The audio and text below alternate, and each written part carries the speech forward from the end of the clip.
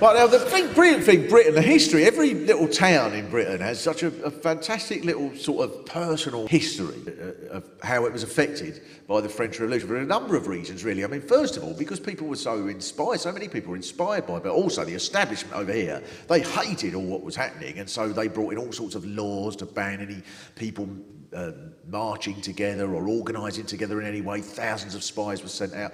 And in particular, there was one man in Britain who sort of organised, who happened to sort of, without trying almost, organise a revolt in Britain, which was this chap called Tom Paine.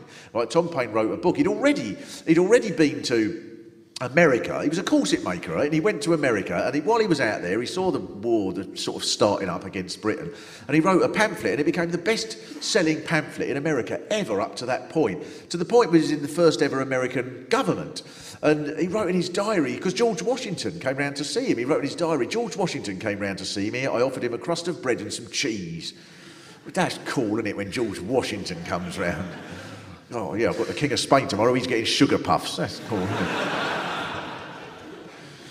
But he wrote this book defending the French Revolution when he came back here, and he called it The Rights of Man. And he was accused of preaching atheism. I mean, how do you preach atheism?